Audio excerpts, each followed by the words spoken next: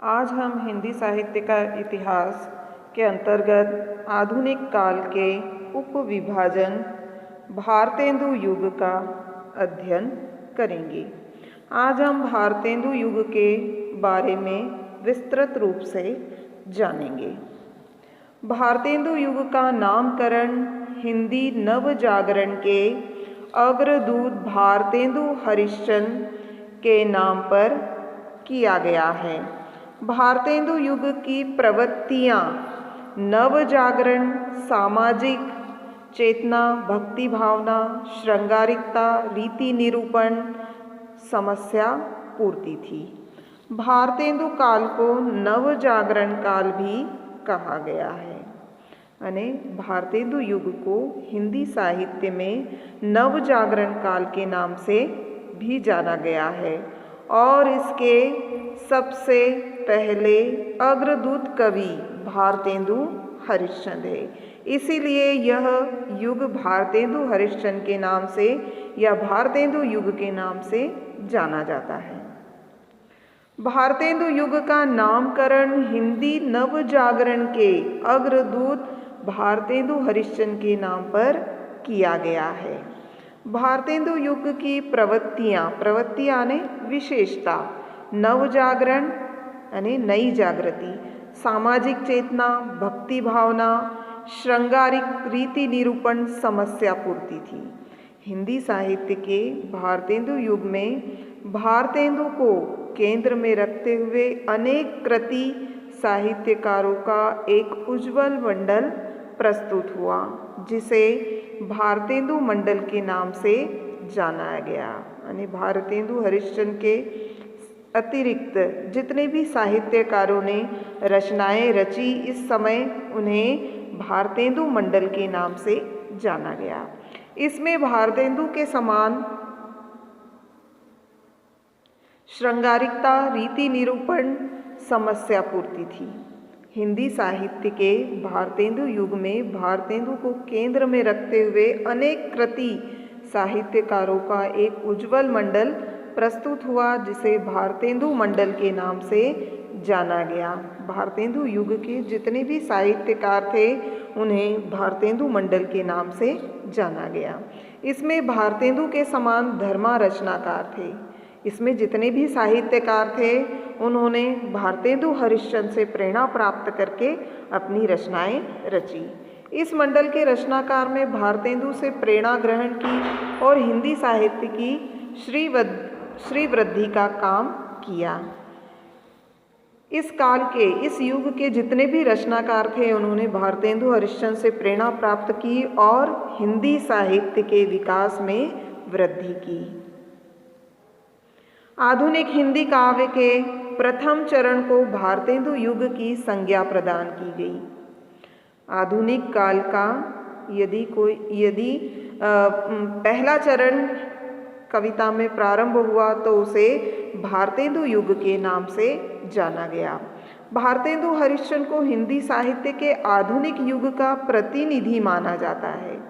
भारतेंदु हरिश्चंद्र को आधुनिक काल का सबसे प्रारंभ का साहित्यकार माना जाता है। उन्होंने कवि वचन सुधा, हरिश्चंद्र मैगजीन और हरिश्चंद्र पत्रिका भी निकाली।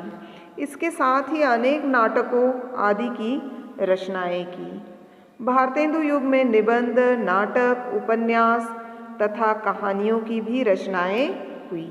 यानी भारतेंदु युग में यदि काव्य रचा गया है तो काव्य के अतिरिक्त निबंध, नाटक और उपन्यास और कहानियां भी रची गई। नव जागरण काल। अब भारतेंदु युग को नव जागरण काल क्यों कहा गया है? तो भारतेंदु काल को नव जागरण काल भी कहा गया है। हिंदी साहित्य के आधुनिक काल के संक्रांति काल के दो पक्ष थे, दो विचारधाराएं थी। इस समय के दरमियान एक और प्राचीन परिपाटी में काव्य रचना होती थी। इस समय इस समय जो साहित्य रचा गया, एक साहित्य तो प्राचीन परंपरा के अनुसार काव्य रचा गया और दूसरी ओर सामाजिक राजनीतिक क्षेत्रों में जो सक्रियता बढ़ रही थी और परिस्थितियों के बदलाव के कारण जिन नए विचारों का प्रसार हो रहा था, उनका भी धीरे धीरे साहित्य पर प्रभाव पड़ने लगा। इस काल में क्या हो रहा है, एक तो कवि प्राचीन परंपरा यानी जो पुरानी परंपरा चली आ रही थी उसके अनुसार भी काव्य रच रहे थे, अपनी रचनाएं रच रहे थे। और उस समय दूसरी ओर जो वर्तमान स्थितियां थी राजनीति के क्षेत्र में, समाज के क्षेत्र में जो बदलाव आ रहे थे, उन बदलाव से प्रभावित होकर भी साहित्यकार अपनी रचनाएं रच रहे थे। इसीलिए इस काल को नवजागरण काल कहा गया है, यानी नवीन विचारधारा से प्रेरित साहित्य। प्रारंभ के 25 वर्षों में सन 1843 से 1869 तक साहित्य पर यह प्रभाव बहुत कम पड़ा, किंतु 1868 के बाद नवजागरण के लक्षण अधिक स्पष्ट रूप से दिखाई देने लगे।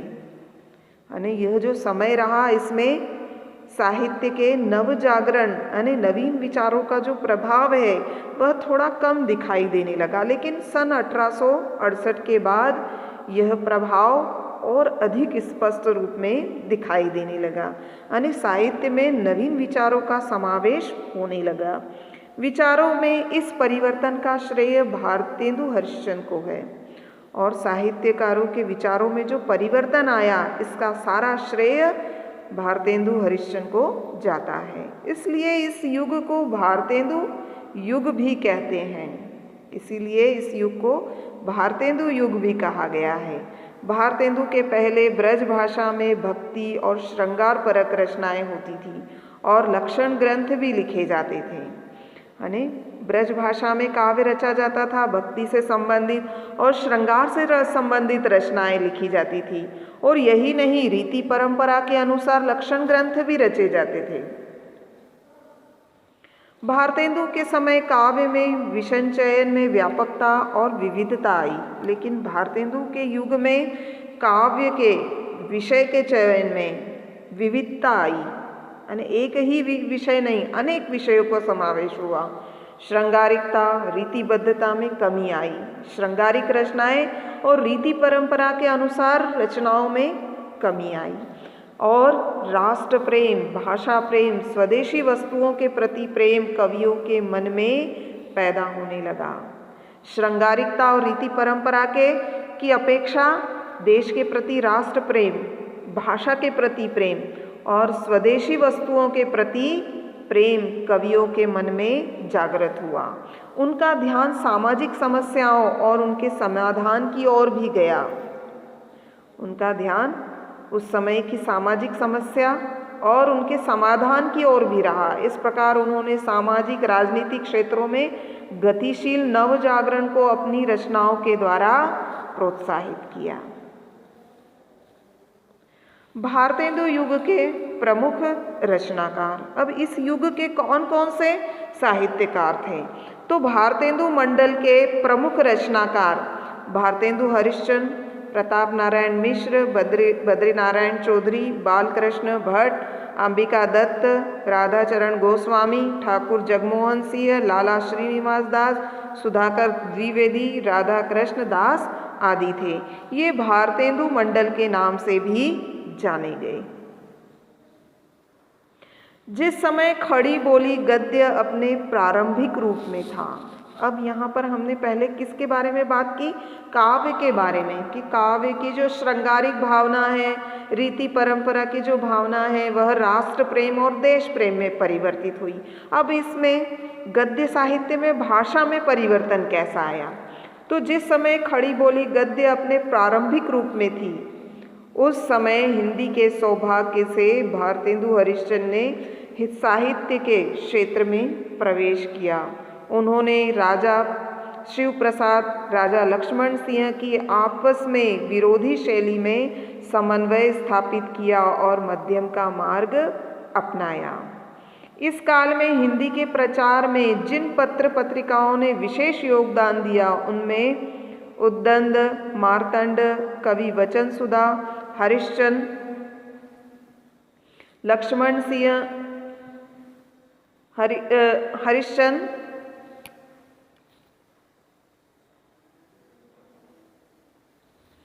हरिश्चंद्र, मैगजीन अग्रणी थी। इस समय हिंदी गद्य की सर्वांगीण प्रगति हुई। उसमें उपन्यास, कहानी, निबंध, आलोचना, जीवनी आदि विधाओं में अनुदित और मौलिक रचनाएं रची गई। इस युग में गद्य का भी सर्वांगीण विकास हुआ, यानी सभी ओर से गद्य का भी विकास हुआ।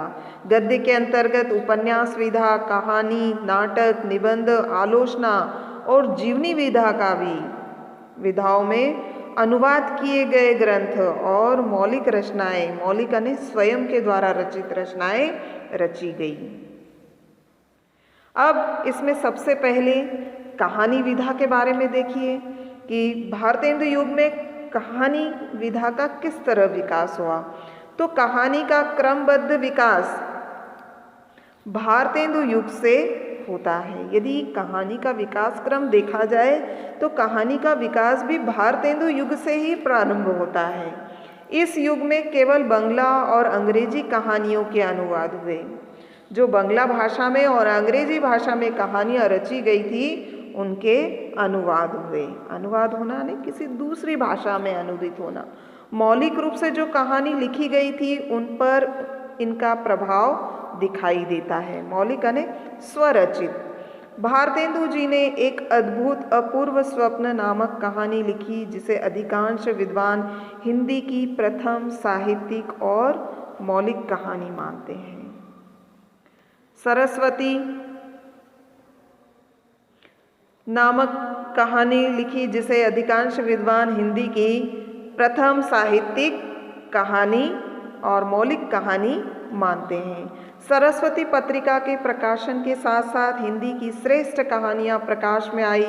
सरस्वती के प्रारंभिक कहानी लेखकों में किशोरलाल गोस्वामी, पार्वती नंदन, बंग महिला, रामचंद्र शुक्ल और डॉक्टर भगवान दास आदि प्रमुख हैं। तो ये हुआ भारतेंदु युग में कहानी किस तरह से विकसित हुई। एक तो अनुदित कहानियाँ रची गई और मौलिक कहानियाँ भी रची गई, है ना। और सरस्वती पत्रिका में अधिकांश कहानियाँ प्रकाशित हुई। आगे देखिए नाटक। अब भारतेंदु युग में नाटक का विकास किस प्रकार हुआ। इस युग में मौलिक और अनुदित दोनों प्रकार के नाटक लिखे गए। मौलिक यानी स्वरचित। भारतेंदु के मौलिक नाटकों में चंद्रावली, नील देवी, भारत दुर्दशा प्रमुख है। और अनुदित नाटकों में यानी अनुवाद किए गए नाटकों में बंगला से और कुछ संस्कृत से अनुदित है। कुछ नाटक बंगला भाषा से अनुवादित किए गए और कुछ संस्कृत भाषा से हिंदी में अनुवाद किए गए। इस काल में प्रताप नारायण मिश्र ने गौ संकट, कली प्रभाव, ज्वार क्वारी, हमीरहट, राधा कृष्ण दास ने महारानी पद्मावती, महाराणा प्रताप, दुखिनी बाला और बाबू गोकुल चंद ने बूढ़े मुँह मुहासे, लोग चले तमाशे आदि नाटक लिखे। श्रीनिवास दास और बद्रीनारायण, हमीरहट, राधा कृष्ण दास ने महारानी पद्मावती, महाराणा प्रताप, दुखीनबाला, बाबू गोकुल चंद ने बूढ़े मुँह मुहासे, लोग चले तमाशे आदि नाटक लिखे। श्रीनिवास दास, बद्रीनारायण, चौधरी प्रेमगन, अंबिका दत्त व्यास आदि इस काल के अन्य नाटककार हैं। तो ये हुआ भारतेंदु युग में नाटक का विकास। अब आगे देखिए निबंध का विकास। भारतेंदु युग में निबंध का विकास किस तरह से हुआ। तो देखिए हिंदी में निबंध साहित्य का प्रारंभ भारतेंदु युग की पत्र पत्रिकाओं से होता है। प्रायः तत्कालीन पत्र पत्रिकाओं में उनके संपादक उस समय की सांस्कृतिक राजनीतिक समस्याओं पर लेख लिखा करते थे। भारतेंदु ने सर्वप्रथम कवि वचन सुधा, हरिश्चंद्र मैगजीन में साहित्यिक ढंग से निबंध लिखे। इसके बाद प्रताप नारायण मिश्र, पंडित बालकृष्ण भट्ट, बद्रीनारायण चौधरी प्रेमघन ने क्रमशः हिंदी प्रदीप, ब्राह्मण, आनंद कादम्बिनी नामक पत्रिकाओं में निबंध लिखे, जिन्हें साहित्यिक कोटि के निबंध कहा जाता है। इस समय पंडित बालकृष्ण भट्ट ने विनोदपूर्ण गंभीर शैली में, विनोदपूर्ण ने मनोरंजक और गंभीर ने गहरे भावों को व्यक्त करने वाले विवेचनात्मक, आलोचनात्मक, भावात्मक निबंध लिखे। बाल मुकुंद गुप्त, प्रेमघन, अंबिका दत्त व्यास, राधाचरण गोस्वामी इस युग के प्रसिद्ध निबंध लेखक हैं। तो ये हुआ निबंध का विकास क्रम भारतेंदु युग में। अब उपन्यास का विकास क्रम देखिए। भारतेंदु काल में हिंदी के उपन्यास विधा का विकास हुआ। भारतेंदु काल में उपन्यास विधा का भी विकास हुआ। पंडित बालकृष्ण भट्ट का 100 अजान एक सुजान इस समय का उपदेश प्रधान आदर्शवादी उपन्यास है। इसमें उस परिपूर्ण श्यामा स्वप्न उपन्यास काव्य सौंदर्य से भरा हुआ है। अंबिका दत्त व्यास का आश्चर्य वृत्तांत, बालकृष्ण भट्ट का नूतन ब्रह्मचारी और राधा कृष्णदास का निसहाय हिंदू इस काल के अन्य उपन्यास हैं। अब आलोचना। भारतेंदु युग में आलोचना विधा का किस तरह विकास हुआ? तो भारतेंदु युग में गद्य के अन्य अंगों के साथ साथ आलोचना विधा भी नया रूप धारण करके आगे बढ़ी। आलोचना ने समीक्षा करना, किसी भी विषय या किसी भी रचना के अच्छे और बुरे पक्ष दोनों पर अपने विचार व्यक्त करना। उसके स्वरूप और प्रकार में नए तत्वों का समावेश हुआ। साहित्यिक विवेचना में बौद्धिकता की प्रधानता हो गई। उपन्यास, कहानी, निबंध, नाटक आदि के साथ साथ उनकी आलोचनाएं भी लिखी गई। जो कहानियां इस युग में उपन्यास और निबंध रचे गए, उन पर समीक्षाएं प्रस्तुत की गई विभिन्न साहित्यकारों के द्वारा।